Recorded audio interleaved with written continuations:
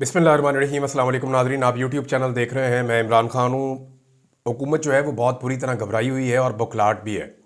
और इसमें हुकूमत करेगी क्या? देखें, ये हुकूमत जब भी आई है गुज़िश्ता 2.5 सालों में, ये अवामी मैंडेट के ख़िलाफ़ आई है। जब इन्होंने रजीम चेंज ऑपरेशन किया था अप्रैल 2022 में, तो तब भी ये घबराए हुए थे। इन्होंने हुकूमत तो बना ली थी, लेकिन एहतजाज की सूरत में, किसी भी अवामी तहरीक की सूरत में ये डरे और घबराए हुए रहते हैं।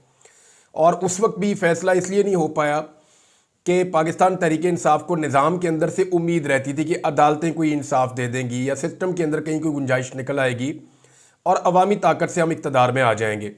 लेकिन जब भी एहतजाज की कॉल दी गई तो इस हुकूमत ने बड़ी बदतरीन किस्म की फस्तायत का हर दफ़ा मुजाहरा किया, लोगों के ऊपर अटैक किया, चादर और चार दीवारी का तकद्दुस पामाल किया, बड़े पैमाने पर गिरफ्तारियाँ की गई, बेशुमार लोगों को टॉर्चर किया गया। अब तो ये रबड़ की गोलियां सीधी मारते हैं और स्ट्रेट बुलेट भी फायर किए गए हैं।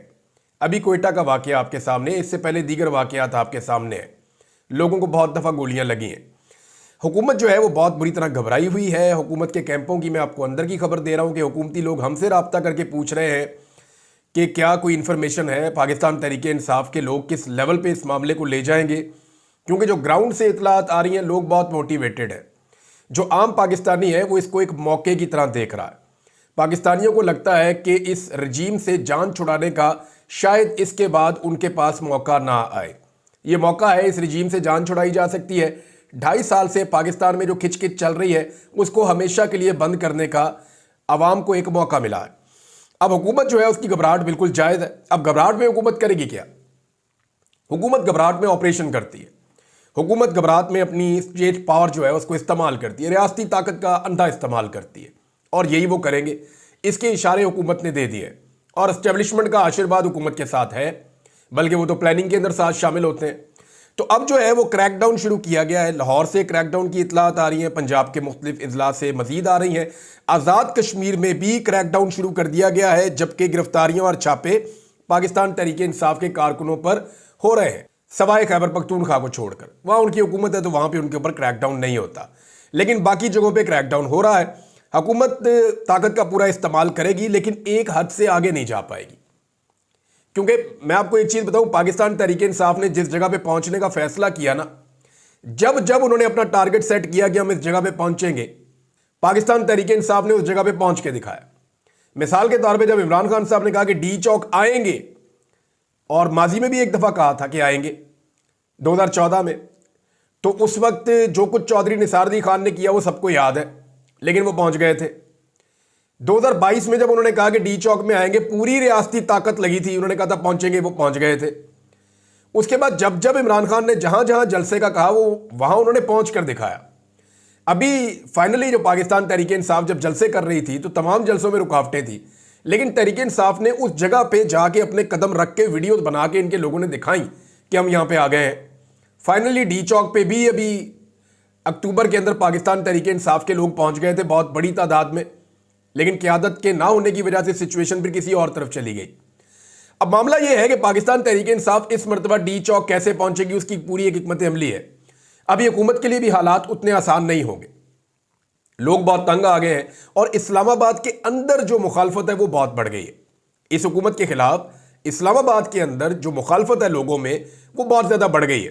अंदर से जो रिजेंटमेंट आ रही है, जो अंदर से मुजामत हो रही है इस्लामाबाद के अंदर से, वो इतनी सख्त है कि बाहर वाले लोगों को टैकल करें या अंदर वाले लोगों को टैकल करें। और अगर सिंध से और पंजाब से पुलिस को लेकर जाते हैं तो सिंध को और पंजाब को फिर कौन टैकल करेगा? अगर फौज को लेकर आते हैं तो फौज को तो सियासी मामले में लाना ही नहीं चाहिए, और वो पहले भी कुछ नहीं करती और वो आइंदा भी कुछ नहीं करेगी। और अगर कुछ करेगी तो उसका एक बहुत बड़ी कीमत होती है जो देनी पड़ती है, उस मुल्क को देनी पड़ती है। अब एक हद से आगे ये बढ़ नहीं पाएंगी। उसकी एक और बड़ी वजह भी है, आलमी प्रेशर बहुत बढ़ गया है। अमेरिका से, बरतानिया से, अक़वाम मुत्तहिदा से, यूरोपीय ममालिक से, पूरी दुनिया से, इवन गल्फ से, और हर जगह से इनके ऊपर यह प्रेशर आ रहा है कि आप पाकिस्तान में जो कुछ भी कर रहे हैं वो पाकिस्तान को सूट नहीं कर रहा। पाकिस्तान में जो पॉलिटिकल अनस्टेबिलिटी है उसकी वजह से पाकिस्तान की मईशत ठीक नहीं हो सकती।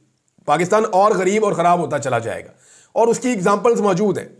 ये एक हद से आगे नहीं बढ़ पाएंगे। अगर अवाम अपनी ताकत के ज़रिए से इस्लामाबाद पहुँच कर बैठ गए तो फिर गेम इनके हाथ से निकल जाएगा। देखिए, पूरे मुल्क में फिर एक सियासी तहरीक चल पड़ेगी। और पाकिस्तान तहरीक इंसाफ के पास पूरा एक प्लान है और उस सूरत में अपोजिशन को एंगेज भी किया जा सकता है। यानी जो अपोजिशन है, अब बीच में एक लिंक तो है ना फजलुर रहमान साहब का, कोई माने या ना माने, जमात इस्लामी है फजलुर रहमान साहब। हालांकि फजलुर रहमान साहब हमेशा एस्टेब्लिशमेंट के साथ खड़े होते हैं, हमेशा जाकर खड़े होते हैं वो हुकूमत के साथ, लेकिन क्योंकि पाकिस्तान तहरीक इंसाफ के कुछ लोग उनके साथ कंफर्टेबल हैं तो बातचीत करने में प्रॉब्लम आएगी नहीं। तो अल्टीमेटली जो हल है इन सारे मसाइल का वो अगले इलेक्शंस के अंदर है। आलमी दबाव अगर बढ़ता है और पाकिस्तान में अगर पब्लिक अपना दबाव बढ़ाने में कामयाब हो जाती है, जो वो इस्लामाबाद में बढ़ाना चाह रहे हैं, पाकिस्तान तहरीक इंसाफ की प्लानिंग तो यही है, तो अगर ये दबाव बढ़ जाता है तो मामला एक नए इंतखाबात की तरफ जाएगा, क्योंकि मईशत मजीद बोझ नहीं उठा सकती, होगा यही। और आलमी प्रेशर जो है वो इसकी एक बहुत बड़ी वजह है। मैं आपको एक चीज़ बताऊं, ये जो क्रैकडाउन हो रहे हैं ना, इसकी पाकिस्तान तहरीक इंसाफ के लोगों को वीडियो ज़रूर बनानी चाहिए। जिसके घर के ऊपर भी क्रैकडाउन हो वो नहीं बना सकता, साथ वाला बनाए हमसाया उसका। कुछ भी करे, हर चीज़ की विजुअल बनाए। आपके घरों में जो सीसीटीवी कैमराज लगे हुए हैं इन्हें ऑनलाइन करवाएं और इनकी एक्सेस जो है वो किसी और जगह पे भी रखें। इनका डाटा स्टोर करें, वो पहुंचाएं सबको, और वो डाटा ओवरसीज पाकिस्तानियों को दें ताकि पूरी दुनिया के अंदर एक्सपोज किया जा सके इस रजीम को कि कितनी ज्यादती और जुल्म कर रहे हैं कि आम शहरियों के घरों के अंदर घुस के चादर और चारदीवारी का तकद्दुस पामाल करते हैं और इंसानी हकूक की बदतरीन खिलाफ वर्जियां और फाशिज्म पाकिस्तान में की जा रही है। तो ये तो सबको वीडियोज बना के एक्सपोज तो जरूर करना चाहिए। अब जो हुकूमत के सख्त तरीन हमायती है उनमें से भी लोग अब आवाजें उठाना शुरू हो गए हैं। हामिद मीर साहब को बहुत पहले ये बात समझ आ गई थी। देखिए, हामिद मीर साहब ने लंबे अरसे तक इमरान खान साहब की मुखालफत की है, और जब ये रजीम चेंज हो रहा था तो उस वक्त जब रजीम चेंज हो रहा था तो ऐसा लगता था कि शायद वो उसके बेनिफिशरी है, वो उसको इंजॉय कर रहे थे, उनके एटीट्यूड से ऐसा लगता था। लेकिन वक्त के साथ साथ उन्हें समझ आई कि नहीं, ये पब्लिक के साथ जुल्म और ज्यादती हो रही है, और अब वो जो बात कर रहे हैं वो जुल्म और ज्यादती के खिलाफ बात कर रहे हैं। इसी तरह और बहुत सारे सहाफ़ी हैं। लेकिन यहाँ नजम सेठी साहब को अगर आप सुने तो नजम सेठी साहब ने भी एक एतराफ़ कर लिया है। मैं उनका स्टेटमेंट निकाल के आपको सुनाता हूँ ताकि आपको समझ आए कि मामला कहाँ तक पहुँच गया है। नजम सेठी का कहना है कि जी, एक इमरान खान को रोकने के लिए मुल्क की मईशत को तबाह बर्बाद कर दिया गया। अपने एक शॉर्ट टर्म की बका के लिए सारी मईशत को, यूथ के फ़ायदे को दांव पर लगा दिया। कभी इंटरनेट स्लो कर देते हैं, स्टूडेंट्स को इस पर बाहर निकलना चाहिए, ये आपकी रोज़ी आपकी नौकरी का सवाल है। ये जनाब नजम सेठी साहब ने कहा। वैसे तलबा को निकलना चाहिए बाहर, क्योंकि अगर तलबा बाहर नहीं निकलेंगे ना तो मैं एक चीज़ आपको क्लियरली बता दूं कि आने वाली नस्ल के लिए नौकरियां कोई नहीं है। नौकरियां सारी रिटायर होने वाले अफसरान को मिल जाएगी। यानी जिस महकमे में कोई नौकरी मिलती है, कोई चीज़ निकलती है, वो रिटायर ऑफिसर उसके ऊपर ला के लगा देते हैं। पाकिस्तान ऐसा लगता है कि सारा का सारा एक महकमे ने चलाना है या एक इदारे ने चलाना है। क्या दूसरे इदारों में कैपेसिटी नहीं है, या काबिलियत नहीं है, या उन पर एतबार नहीं है, या बाकी सारे गद्दार हैं, बाकी सारे जो है वो मुल्क से प्यार नहीं करते? क्या कोई और इस मुल्क का खैर ख्वाह नहीं है? क्या किसी और के पास दिमाग नहीं है, किसी और के पास नॉलेज नहीं है, क्या किसी और के पास स्किल नहीं है कि मुल्क को ठीक कर सके? बड़े बड़े ओहदों के ऊपर, बड़े बड़े इदारों के ऊपर लाके जो है वो रिटायर फौजी अफसरान को, अब तो हाजिर ड्यूटी का भी एक ट्रेंड चल पड़ा है कि उनको लाकर लगा दिया जाए।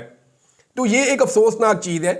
ये जो इदारे सिविलियंस के काम करने के हैं वहाँ पर उन्हें काम करने देना चाहिए। बहरहाल नजम सेठी साहब ने जो बातें की हैं, अब उन्होंने ये हकीकत तस्लीम कर ली है। इससे पहले जो वो रिपोर्टिंग करते रहे गुज़िश्ता 2 साल 2.5 साल में, वो एस्टेब्लिशमेंट की या पीडीएम की ख्वाहिशात को खबरें बना बना कर पेश करते रहे। उनकी बहुत सारी खबरें बाउंस भी हुई।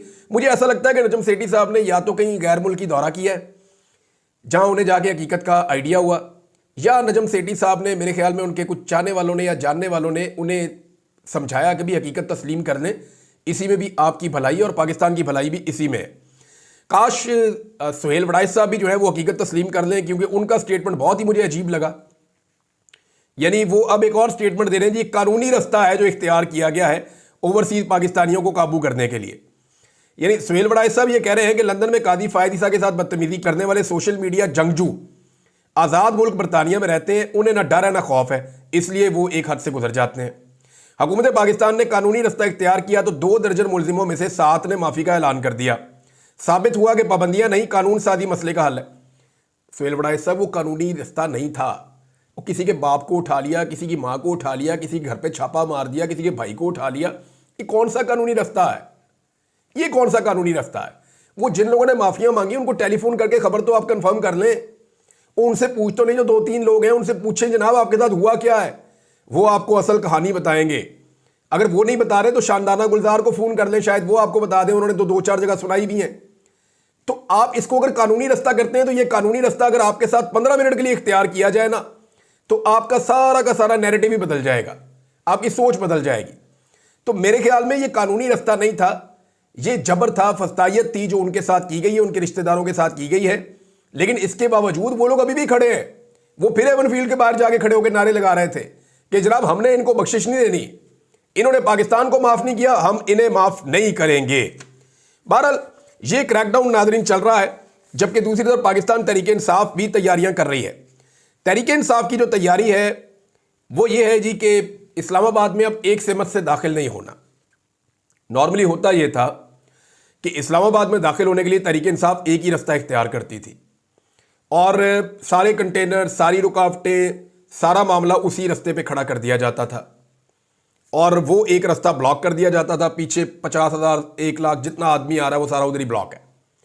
अब क्योंकि वहां एक लंबी लड़ाई लगती थी तो वहां से लोग कुछ डिस्पर्स भी हो जाते थे। अब पाकिस्तान तहरीक इंसाफ ने डिफरेंट हिकमत अमली अपनाई है। खैबर पख्तूनख्वा से और पंजाब से इस्लामाबाद में बहुत सारे रास्ते आते हैं। मारगला साइड से आते हैं, मरी साइड से आते हैं, पिंडी साइड से आते हैं, मोटरवे साइड से आते हैं। बहुत सारे रास्ते हैं जो इस्लामाबाद के अंदर एंटर होते हैं। अब पाकिस्तान तहरीक इंसाफ ने यह फैसला किया है कि हर रास्ते से काफिले आएंगे, बड़ी तादाद में आएंगे और वो इस्लामाबाद में एंटर होंगे। अब अगर एक जगह पे लगाया जाता था 2000 पुलिस वालों को, तो इन 2000 पुलिस वालों को फिर 10 जगह पे लगाना पड़ेगा, यानी हर जगह पे पुलिस की स्ट्रेंथ कम होगी, बहुत ज्यादा ताकत चाहिए होगी, बहुत ज्यादा जोर लगाना पड़ेगा। अगर एक जगह से लोग दाखिल होंगे तो दूसरा रास्ता ऑटोमेटिकली खुल जाएगा या लोग उस रास्ते को ज्यादा अडॉप्ट कर लेंगे। तो इस्लामाबाद में दाखिले का प्लान तो पाकिस्तान तहरीक इंसाफ का रिपोर्ट हुआ है, कुछ मीडिया के ऊपर भी हो गया, इसलिए मैंने आपको बता दिया कि एक्चुअली ये क्या करने जा रहे हैं।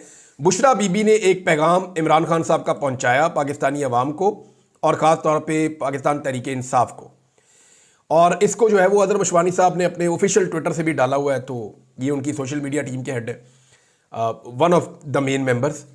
तो बुशरा बीबी ने कहा कि खान साहब की हदायत है कि छोटे शहर से इस्लामाबाद आने वाला कोई भी काफिला 5000 से कम नहीं होगा। अच्छा, ये वो लोग हैं जो लेकर आने हैं अरकान असम्बली ने और ओहदेदारों ने, जो पब्लिक खुद आए वो उनकी मर्जी है, ये उनकी अपनी रिस्पॉन्सिबिलिटी है। और बड़े शहरों से 10,000 से कम ना हो। इसकी वजह यह है कि जब काफिला बड़ा होगा तो पुलिस के लिए आपको गिरफ्तार करना मुश्किल हो जाएगा।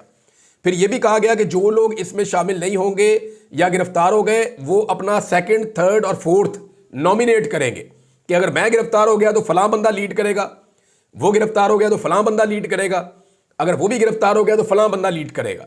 और हर बंदा जब इस ओहदे के ऊपर आएगा कि अब मैं लीड कर रहा हूं तो वो अगले बंदे नॉमिनेट करेगा कि जनाब मेरे बाद ये और उसके बाद ये और उसके बाद ये है।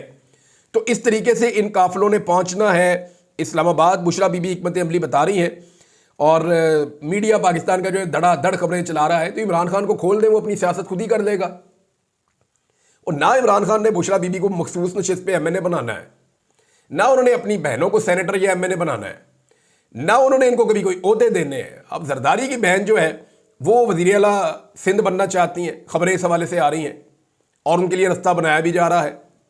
दूसरी जानिब नवाज शरीफ ने अपने एक भाई को वज़ीर आज़म बनाया है, बेटी को वज़ीर आला बना दिया है, भतीजे को भी बना दिया था वज़ीर आला, खुद भी वज़ीर आज़म 3 दफ़ा रहा, बाकी रिश्तेदार भी सारे कपाए हुए हैं। तो इमरान खान ने क्लियरली कहा कि मेरी फैमिली का कोई ताल्लुक सियासत से नहीं है, ये सिर्फ पैगाम रसानी कर रहे हैं और ये मामला आकर बता रहे हैं। और हर बीवी को पूरा हक है कि वो अपने खावंद की आज़ादी के लिए तहरीक चलाए। तो बुशरा बीबी अगर ये तहरीक चलाती हैं तो इट्स गुड, उन्हें ये तहरीक चलानी चाहिए, क्योंकि आपको याद है कुलसूम नवाज का कोई ताल्लुक नहीं था नवाज शरीफ की सियासत से, वो अपने आप को हमेशा उन्होंने गैर सियासी रखा। लेकिन जब नवाज शरीफ साहब के ऊपर बहुत बुरा वक्त आया तो कुलसूम नवाज शरीफ ने निकल के उस वक्त तहरीक चलाई थी, क्योंकि नवाज शरीफ साहब अंदर थे, वो बाहर थी, पार्टी की क़यादत बिखरी हुई थी, तो उन्होंने निकल के तहरीक चला दी थी। अब फजलुर रहमान साहब के हवाले से मैंने आपको एक बात बताई थी, तो फजलुर रहमान साहब की अगर आप स्टेटमेंट देखें तो आपको आइडिया हो जाएगा। उन्होंने कहा जी अवाम करब से गुजर रही है और खैबर पख्तूनख्वा हुकूमत की सारी तवज्जो सियासत पर है। अब फजलुर रहमान साहब को इस बात का आइडिया तो है ना, इन्हें यह पता ना हो, ये नहीं हो सकता कि सिर्फ पंजाब एक ऐसा सूबा है जिसकी कारकर्दगी सबसे खराब है मईशत में और वही खसारे में गए हैं, बाकी सारे के सारे जो हैं वो मुनाफे में गए हैं, सरप्लस में गए हैं। बजाय इसके कि वो खैबर पख्तूनख्वा को शाबाश देते या मरियम नवाज से पूछते कि तुमने ये क्या किया, वो फिर अली अमीन के ऊपर चढ़ाई कर रहे हैं। देखिए मैंने आपको कई दफ़ा ये बात बताई है कि फजलुर रहमान साहब एस्टेब्लिशमेंट के साथ और स्टेटस को के साथ कंफर्टेबल रहते हैं। वो ये मजबूर तो हो गए अवामी राय के सामने घुटने टेकने के लिए कि जी पब्लिक इतनी खिलाफ हो गई इनके कि मैं इनके साथ कैसे खड़ा हो जाऊं। वो इस डर से पीडीएम के साथ नहीं खड़े होते ऑन कैमरा कि लोग मेरे खिलाफ हो जाएंगे। अंदर से वो अभी भी उनके साथ ही खड़े हैं।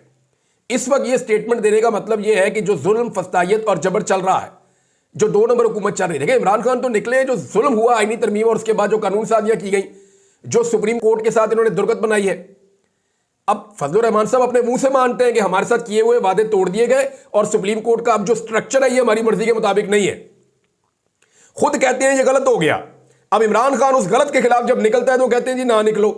असल मामला यह है कि फजलुर रहमान साहब ने जो आईनी तरमीम करवाई है मिलकर इन हुक्मरानों के साथ, और उसके बाद बाकी जो कसर रह गई वो कानून साजी में पूरी हो गई है। तो फजलुर रहमान साहब ने जो आईनी तरमीम करवाई है उसकी प्रोटेक्शन भी फजलुर रहमान साहब कर रहे हैं, और पाकिस्तान तहरीक इंसाफ पहले भी उसके खिलाफ थी, वो फिर उसके खिलाफ निकल रही है। अभी अगर पाकिस्तान तहरीक इंसाफ के कुछ लोग समझते हैं कि फजलुर रहमान साहब को या बाकी जमातों को साथ मिलाकर तहरीक चलाई जाए तो ये मुमकिन नहीं है। देखिए पाकिस्तान तहरीक इंसाफ जब भी इलेक्शन होगा वो सबसे बड़ी जमात बन जाएगी। फजलुर रहमान साहब के लिए क्या फर्क पड़ेगा? आज उनको कुछ 6 सीटें उनके पास हैं, 6-7 सीटें उनके पास हैं। आज फर्ज करें 8 उनके एमएनए थे ना, टोटल 2 मखसूस हो गए, 6 उनके अपने। तो फजलुर रहमान साहब के पास आज अगर 8 उनके एमएनए मौजूद हैं तो अगर दोबारा इलेक्शन हो जाता है ये 8 भी नहीं होंगे। और अभी तो नवाज शरीफ और जरदारी और बाकी लोग फजलुर रहमान साहब की बातें मान लेते हैं, उनके काम शाम हो जाते हैं। इमरान खान तो किसी का काम ही नहीं करते, सियासी आदमी को तो वो फायदा देते ही नहीं, फजलुर रहमान को क्यों देंगे? तो फजलुर रहमान साहब के लिए इमरान खान से बहुत बेहतर ये हुकूमत है, इस बात को सारे समझें। वो इस हुकूमत को लंबा करना चाहेंगे बजाय इसके कि फौरी इलेक्शन हो और उसका फायदा इमरान खान साहब को हो जाए, वो ऐसा कभी नहीं चाहेंगे। वजीर खजाना जो है उन्होंने अब ये दावा शुरू कर दिया जी कि बड़ी अच्छी होगी इकॉनमी, और ये सारे आपको कहेंगे। ओन चौधरी को भी आज इस्तेमाल किया गया बेचारे को, हालांकि इमरान खान के घर में उनकी क्या हैसियत थी वो सारे जानते हैं, कितनी हैसियत थी वो भी सारे जानते हैं। लेकिन आप अंदाजा करें कि जो आदमी इमरान खान के घर में जिसकी बहुत छोटी हैसियत थी, इमरान खान कितना बड़ा आदमी होगा कि उस बंदे को उठा के मैंने बना दिया, और उससे आज प्रेस कॉन्फ्रेंस करवाई जा रही है और सारे मीडिया को कहा जा रहा है चलाओ इसको, और वो चल भी रही है। और वो बंदा रो रहा है बैठ के जिसको इकॉनमी का पता नहीं कि इकॉनमी बर्बाद हो गई, हमने ये खड़ी कर दी वो खड़ी कर दी, कख नहीं किया है इन्होंने। आज नजम सेठी अपने मुंह से कह रहे हैं कि मईशत इन्होंने तबाह कर दी है। कोई मईशत दान उठाए पाकिस्तान का जो न्यूट्रल है उससे पूछे, उसके मुंह के आगे कैमरा करेंगे, वो आपको फौरन बताएगा कि पाकिस्तान की मईशत इससे बुरी हालत में कभी नहीं गई जो अब इन्होंने कर दी है। जंगों के बावजूद हमारा इतना बुरा हाल नहीं हुआ जो अब इस हुकूमत ने कर दिया। अब ये प्रोपेगेंडा कर रहे हैं जनाब मईशत हमारी सेट हो गई है, सिर्फ ये प्रोपेगेंडा कर रहे हैं क्योंकि इन्हें पता है कि अगर इनकी हुकूमत गिर जाती है तो हमारे पास कोई तो बयानिया हो कि कल को हम कहें हमने तो मईशत ठीक की हुई थी, ये तो इमरान खान साहब ने हमारी हुकूमत गिरा दी, वरना हम तो यहाँ पे दूध की और शहद की नहरें बहाने जा रहे थे। अगर आपने असेसमेंट करनी हो ना तो वो पुराना सियासतदान नहीं है जो इनका वजीर खजाना है औरंगजेब साहब। उनके चेहरे से आपको पता चल जाता है कि वो सच बोल रहे हैं झूठ बोल रहे हैं। जब वो सही बात कर रहे होते हैं, सच बोल रहे होते हैं, तो आप उनके चेहरे, उनकी बॉडी लैंग्वेज को देखें, आपको वो रिलैक्स लगते हैं। लेकिन जैसे ही वो ये कहते हैं ना मईशत बहुत अच्छी चल रही है, हमने टारगेट अचीव कर लिए, तो आप उनकी चेहरा देखा करें, उनके रंग उड़े होते हैं, हवाइयाँ उड़ी होती हैं कि यार ये मेरे से झूठ बुलवा रहे हैं, ये मेरे गले फट जाएगा। क्योंकि वजीर खजाना को ये ओहदा देते वक्त ना उनसे ये वादा किया गया था कि पॉलिटिकल स्टेबिलिटी हमारा काम है, वो हम आपको ला कर देंगे इस मुल्क में, आपने मईशत को खड़ा करना है। और वजीर खजाना ने भी यही कहा था कि पॉलिटिकल स्टेबिलिटी के बगैर ये नहीं होगा। अब हुआ ये है कि अपना वादा पूरा कर नहीं पा रहे, लेकिन वजीर खजाना के ऊपर दबाव डाला हुआ है कि नहीं नहीं आप बोलेंगे बहुत अच्छा चल रहा है। अब वो बेचारे झूठ बोलते हैं तो उनके चेहरे और बॉडी लैंग्वेज के ऊपर पता चल जाता है कि जनाब इनसे जबरदस्ती झूठ बुलवाया जा रहा है। तो अब सिचुएशन ये है कि हुकूमत रोकना चाहती है, अवाम आना चाहती है। मामला जो है वो थोड़े दिनों का रह गया है, दोनों तरफ से सख्त कोशिश हो रही है। आगे बढ़ते हैं, नेक्स्ट वीलॉग में कुछ चीजें और शेयर करता हूं। अब तक के लिए इतने, अपना ख्याल रखिएगा, अपने इस चैनल का भी। अल्लाह हाफिज।